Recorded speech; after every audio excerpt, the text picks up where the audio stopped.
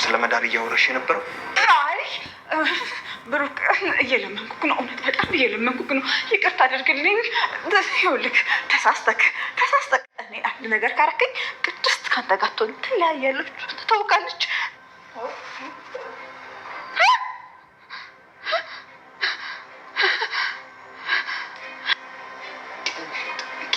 ወትህን እድሜህን ጊዜህን የምትገብርበት ሲኦል።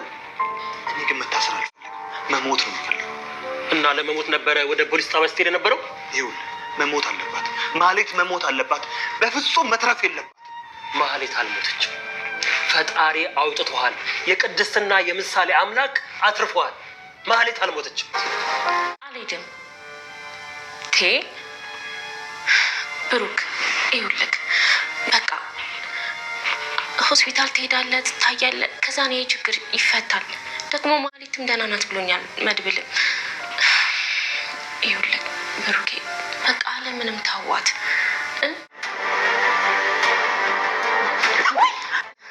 ብሩክ እረፍ። ሰላም ውዴ ቻናል ቤተሰቦች እንዴት ናችሁልኝ? ሰላምታዬ በያላችሁበት የዓለም ዳርቻ ይድረሳችሁ። እግዚአብሔር ይመስገን። ዛሬም እንደተለመደው በአዲስ ቪዲዮ ብቅ ብያለሁ። ላይክ፣ ሼር፣ ሰብስክራይብ አይረሳ።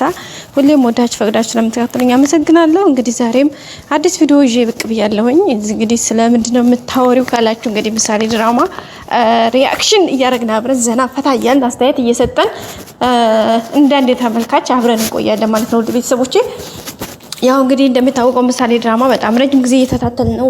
በጣም ዘና እያልንበት ያለ ድራማ ነው። አሁን ላይ ደግሞ በሚገርም ያው ትንሽ ነገሩ ተንዛዝቷል፣ ግን ቢሆንም እግዚአብሔር ይመስገን ብዙ ነገር እየተማርንበት እንደሆነ እንግዲህ ባለሙሉ ተስፋ ነኝ እኔ በራሴ ማለት ነው። እንግዲህ ከመጀመሪያ ከነ ዝናና ከነ ማህሌት ተንኮል ከማህሌት በተለይ ካለችበት የክብር ቦታ ላይ ወርዶ እስከ ውርዴት ቦታ ላይ መፈጥፈጥ፣ ከዛም እንግዲህ የብሩኬን ትዕግስት፣ የቅድስቴን መልካም ቅን ልቦና እንግዲህ ሁሉ የትዕግስት ከምሳሌ የህመም ከዛ ከስቃይ በኋላ መዳን እንዳለ ጤንነቷ መመለሱ በቃ ብዙ ነገሮችን ጋይስ ኤቭሪቲንግ በቃ ብዙ እውነት በቃል የማይገለጹ ብዙ ነገሮችን ተምረንበታል፣ እንማርበት ብለን ማለት ነው። እንዴት ተማርንበት።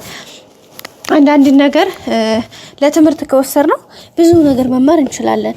ግን ዝም ብዬ ለዋዛ ፈዛዛ ወይ ደግሞ ለንቶ ፈንቶ ከሆነ ደግሞ መጥፊያም። አንድ ሰው ግን ከአንድ ነገር ከስህተቱም ይሁን ከጥሩ ስራው መማር ከፈለገ ብዙ ነገር መማር ይችላል። በዛ ደግሞ በስህተት ደግሞ መጥፋትም ከፈለገ እንደዛው መጥፋት ይችላል። ግን ዋናው ነገር ይሹ ምንድነው ትልቁ ፖይንት ወይም ደግሞ ዋናው ነጥቡ ከዛ ነገር ከጥሩ ጎኑ ይሁን ከመጥፎ ጎኑ ከነገሩ ይሹ ለመማር ፈቃደኛ መሆናችን ነው ትልቁና ዋናው ነጥብ። ለሰው ልጅ ለመማር ዝግጁ ከሆነ አንድ ነገር ላይ እማርበታለሁ ብሎ ካሰበ ከትንሹ ነገር መማር ይችላል። በጣም ከትንሽ ነው የምላችሁ።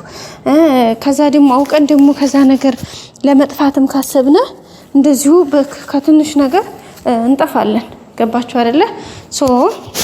ከዛ ተነስተን ነው ለነገሮች ድምዳሜም የምንሰጠው፣ ሁኔታዎችንም ፍጻሜውን የነገሩን የመጨረሻ ፓርት ለማየትም የምንችለው ከዛ ነገር ተነስተን ነውና እንግዲህ ብዙ ነገር ተምረንበታል ከምሳሌ ድራማ። በተለይ ማህሌትን በቃ ምንም አይነት ይቅርታ ልብ የሌላት የሆነ በቃ ወላቃ ሴትዮ መጨረሻዋ እንግዲህ ምን ላይ እንዳለች አይታችኋል። አሁን የውርዴት የዝቅጠት በቃ እድሜዋን አይመጥን፣ ክብሯ አይመጥን፣ አነጋገሯን አይመጥን፣ በቃ ሁሉ ነገሩ አቋሟ። በነገራችን ላይ ማህሌትን እውነተኛ ታሪኳን ወይም ደግሞ በእውነተኛ ታሪኳ ላይ የሰጠችውን አይታችኋል ማለት ቃለ ምልልስ የሆነ ደግሞ ወይም ቃለ መጠይቅ አድርጋ ነበረ የሆነ ሚዲያ ላይና እዛ ስንሰማው እንደዚሁ ነው። በቃ ተንከሲስ ናት።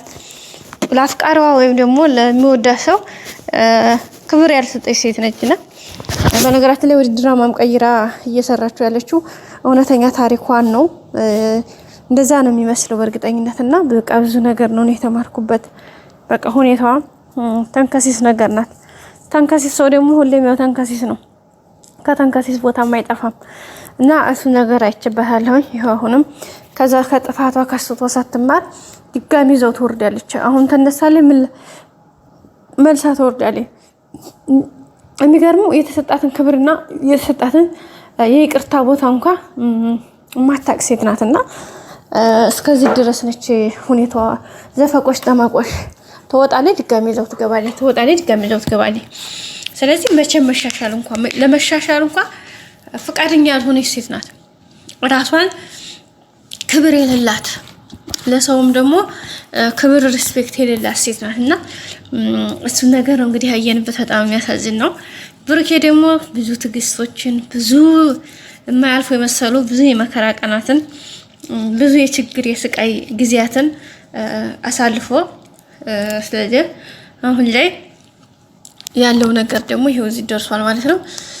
ያንን ሁሉ ችግር ያንን ሁሉ ስቃይ ያንን ሁሉ መከራ አሳልፎ አሁን ለዚህ ላለበት እለት ለዚህ ጊዜ ደርሷል ማለት ነው። ውድ ቤተሰቦቻችን ሰው በዛ አማካኝነት እንግዲህ ብዙ ነገር ተምረንበታል፣ ብዙ ነገር ትምህርት ወስደንበታል፣ ብዙ ነገር እንትን አስተውለንበታል፣ ብዙ ነገሮችን አይተንበታል አርቀንም አቅርበንም እና ወንድሙ መድብልን ደግሞ መድብልን ያለውን አቋም ወንድነቱን ጀግንነቱን የነገሮችን ውሳኔ ላይ ምን አይነት ጎበዝ እንደሆነ ለነገሮች ያለው አመለካከት ሁኔታዎችን አርቆ የሚመለከትበት መንገድ እና በቃ አጠቃላይ ብዙ ነገሮችን የሚያይበት መንገድ በተለይ ለሴት ልጅ ያለውን ክብር በቃ በጣም ብዙ ነገር አይተናል። እንግዲህ ማህሌትን ብሩክ ድልኩ ብሎ ጥዋሽ መጣ ሕክምና ቦታ ወስደው እንትን ያሏት ሕክምና አግኝታ ወደ ራሷን እንድትል ያደረጓት እና ላይ እንግዲህ ያው አሳክመው ድጋሚ ወደዚህ ቤት ይዘዋት መጥተዋል። ወደዚህ ቤት ይዘዋት በነገራችን ላይ እነሱም ተሸግረው ነው። ምን መሰላችሁ ጋይስ ሌላ ሰርፋ አንደኛ እንደምታውቀው ማለት ማንም የላትም። ሁለተኛ ሌላ ሰርፋ ሄዳ አክስቷ ልጃችን ትናለች። እሷ ጋር ብትሄድ ደግሞ ነገሩ ይሾ ሌላ መስመር ይዝና ብሩኬ ይከሰሳል።